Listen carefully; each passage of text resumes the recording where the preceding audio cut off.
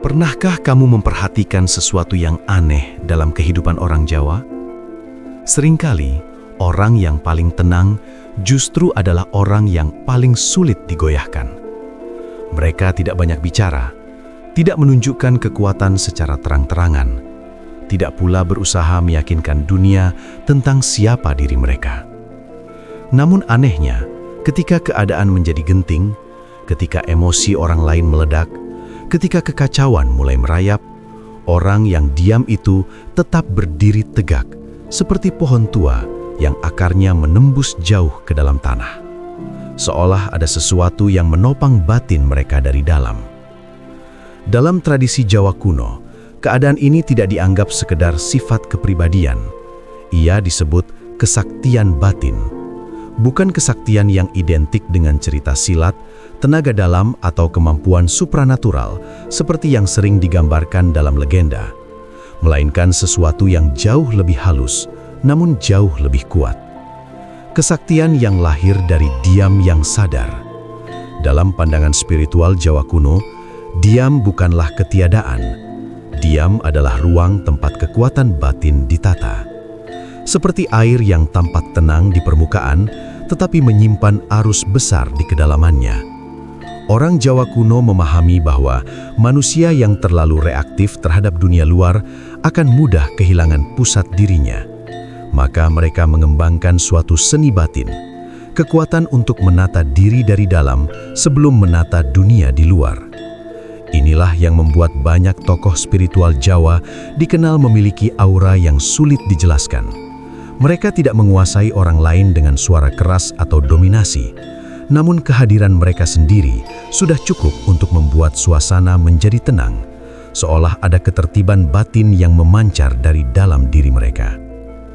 Dalam video ini, kita akan menyelami salah satu rahasia paling halus dalam kebijaksanaan Jawa, kesaktian orang Jawa, kekuatan diam yang menata batin.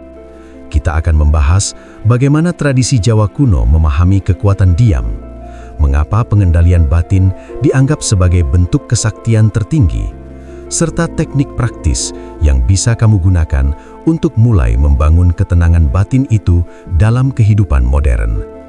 Karena sesungguhnya, dunia saat ini dipenuhi oleh orang yang berusaha terlihat kuat. Namun dalam kebijaksanaan Jawa, kekuatan sejati justru sering tidak terlihat. Ia bekerja dalam sunyi, ia tumbuh dalam kesabaran, dan ia membentuk manusia yang tidak mudah goyah oleh pujian maupun oleh badai kehidupan.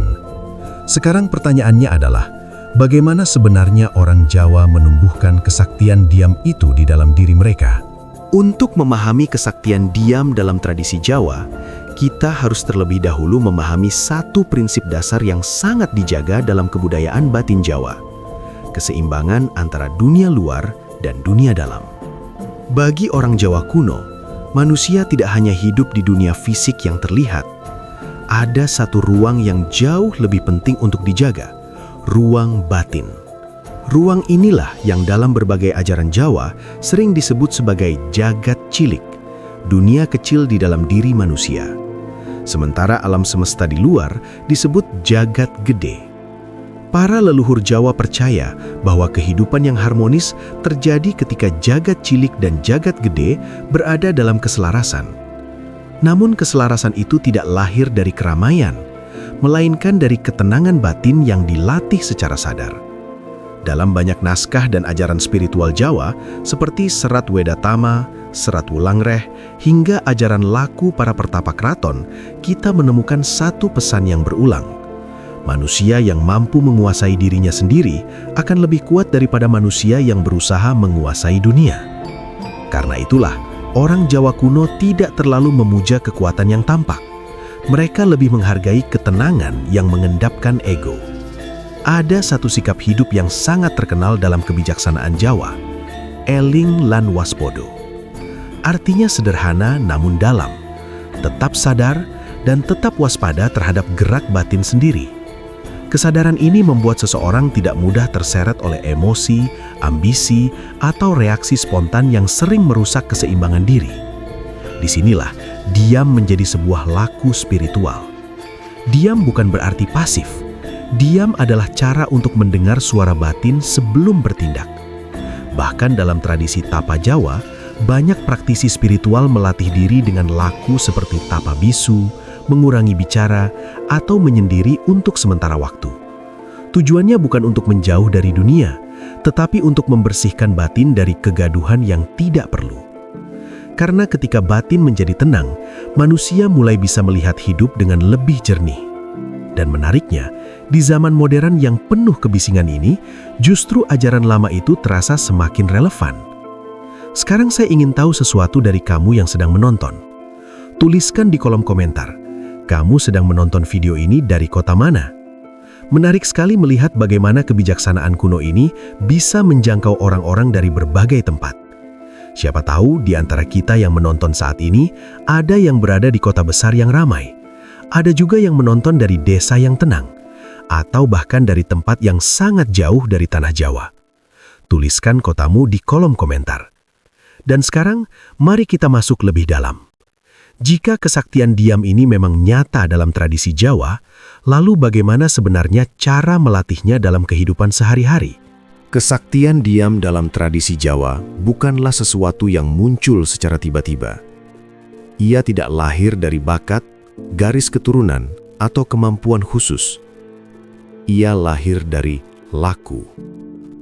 Dalam kebijaksanaan Jawa, kata laku memiliki makna yang sangat dalam. Ia berarti jalan yang dijalani dengan kesadaran, sebuah proses pembentukan batin melalui latihan yang sederhana namun konsisten. Dan menariknya, sebagian besar laku batin orang Jawa justru sangat sunyi, bahkan terlihat biasa saja bagi orang luar. Namun justru dari kesederhanaan itulah kekuatan batin perlahan terbentuk. Berikut beberapa teknik sederhana yang diwariskan dalam tradisi kebatinan Jawa untuk menata batin melalui kekuatan diam. 1. Melatih diam sebelum bereaksi. Salah satu latihan paling dasar dalam kesaktian batin adalah menunda reaksi. Orang Jawa kuno percaya bahwa sebagian besar masalah manusia lahir bukan dari keadaan itu sendiri, melainkan dari reaksi yang terlalu cepat dan tidak disadari. Ketika seseorang marah, tersinggung, atau panik, biasanya ia langsung berbicara atau bertindak. Namun dalam laku batin Jawa, seseorang dilatih untuk memberi jarak sejenak sebelum bereaksi. Caranya sangat sederhana. Ketika emosi muncul, lakukan 3 langkah kecil.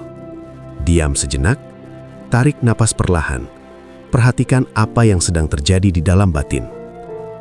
Latihan kecil ini mungkin terlihat sepele, namun perlahan ia membangun satu kemampuan yang sangat langka, kesadaran diri. Seperti permukaan air yang tidak lagi langsung beriak setiap kali disentuh angin. 2. Mengendapkan pikiran seperti air keruh. Dalam tradisi Jawa ada satu analogi yang sering digunakan untuk menggambarkan batin manusia. Batin manusia diibaratkan seperti air di dalam sebuah kendi. Jika kendi itu terus diguncang, air di dalamnya akan selalu keruh. Namun jika kita membiarkannya diam beberapa saat, perlahan semua kotoran akan turun ke dasar. Airnya menjadi jernih. Begitu juga dengan pikiran manusia. Karena itu, orang Jawa mengenal latihan hening batin. Setiap hari, luangkan waktu sekitar 5 hingga 10 menit untuk duduk dalam keheningan. Tidak perlu ritual yang rumit. Cukup duduk dengan nyaman, biarkan tubuh rileks, perhatikan napas yang keluar dan masuk. Jangan memaksa pikiran untuk kosong. Biarkan saja pikiran datang dan pergi seperti awan di langit. Yang penting bukan menghentikan pikiran, melainkan tidak ikut terbawa olehnya. Latihan ini perlahan membuat batin menjadi lebih stabil. 3. Mengurangi bicara yang tidak perlu. Dalam kebijaksanaan Jawa ada satu ungkapan yang sangat terkenal. Ajining diri sakalati. Harga diri seseorang tercermin dari lisannya. Karena itu, banyak laku spiritual Jawa yang melatih seseorang untuk mengurangi kata-kata yang tidak perlu. Bukan berarti menjadi pendiam atau tertutup, melainkan belajar berbicara hanya ketika kata-kata benar-benar dibutuhkan.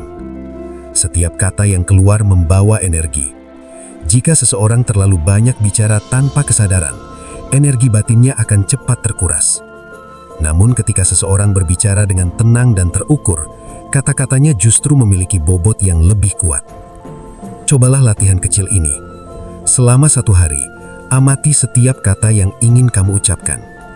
Tanyakan pada dirimu sendiri, apakah kata ini perlu diucapkan? Apakah kata ini membawa kebaikan? Latihan ini sederhana, tetapi sangat kuat dalam membentuk ketenangan batin. 4. Menjaga batin dari kegaduhan yang tidak perlu.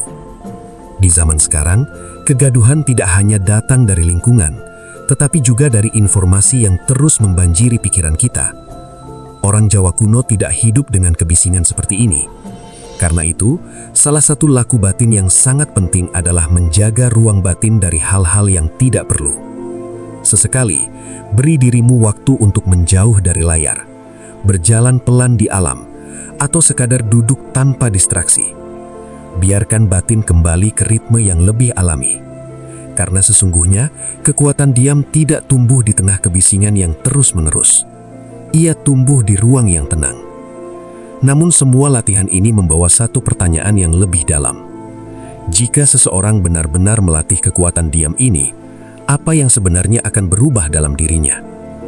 Apakah ketenangan itu hanya sekadar membuat seseorang lebih sabar? Atau sebenarnya ada perubahan batin yang jauh lebih dalam yang mulai terjadi? Di bagian berikutnya, kita akan membahas apa yang perlahan terjadi pada seseorang yang mulai menata batinnya melalui kekuatan diam. Ketika seseorang mulai menjalani laku diam ini secara konsisten, perubahan yang terjadi seringkali sangat halus, hampir tidak terasa pada awalnya.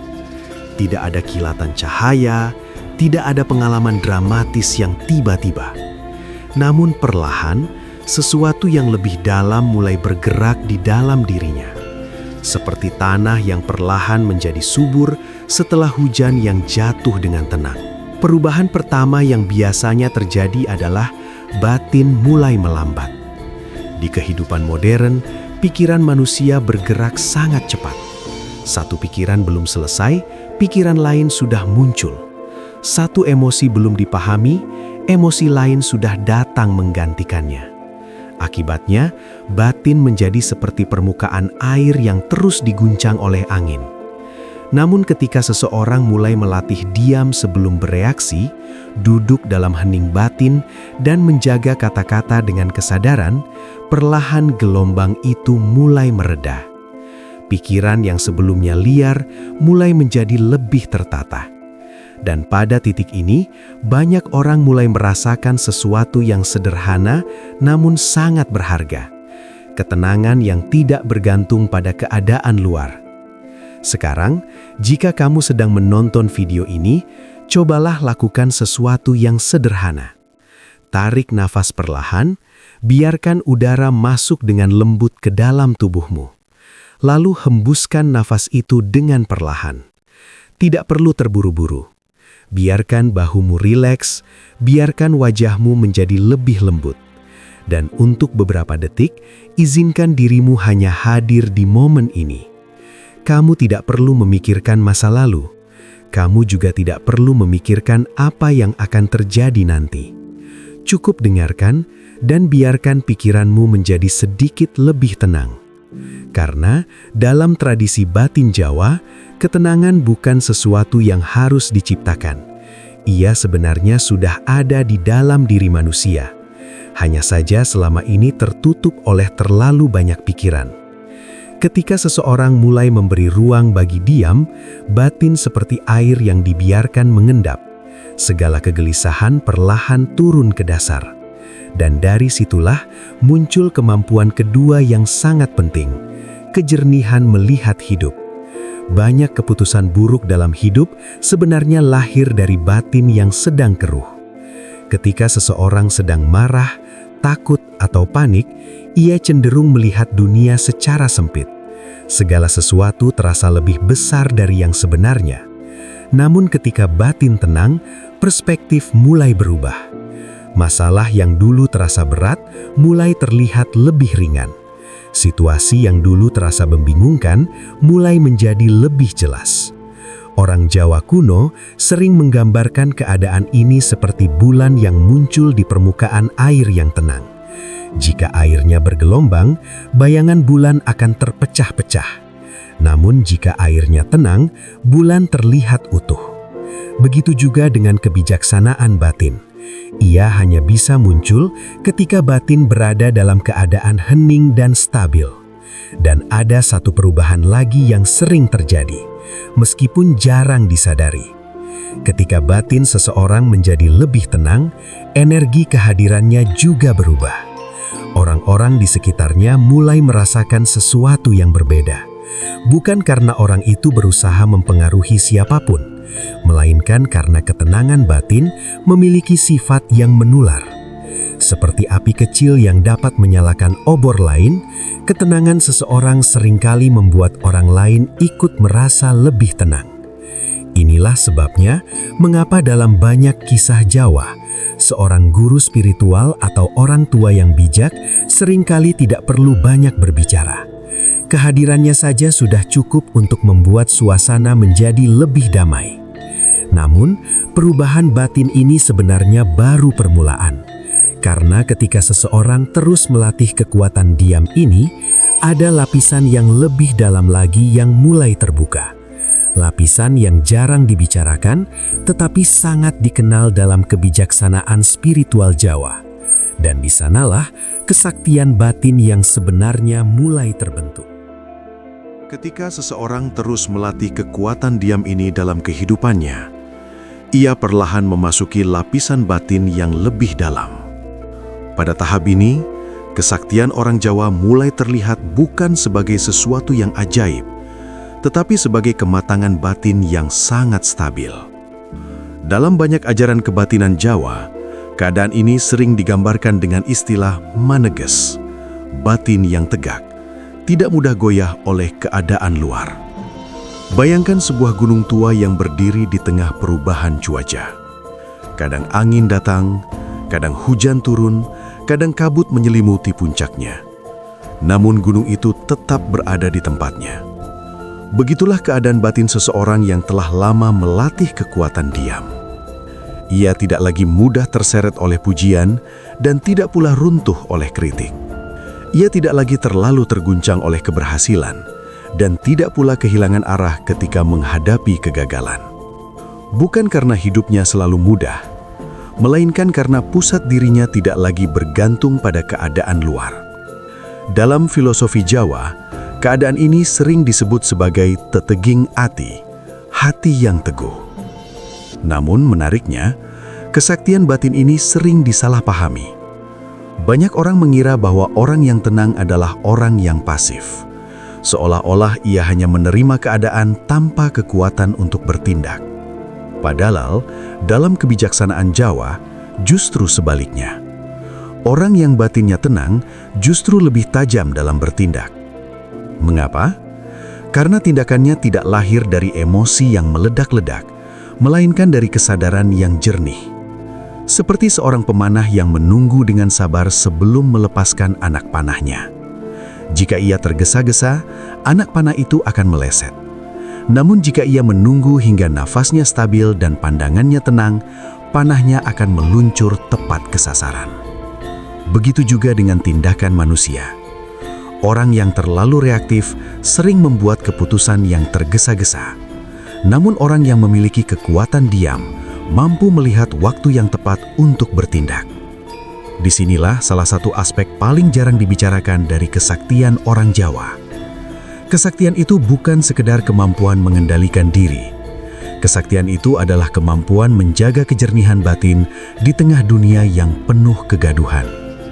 Dan di dunia modern saat ini, kemampuan ini justru menjadi semakin langka.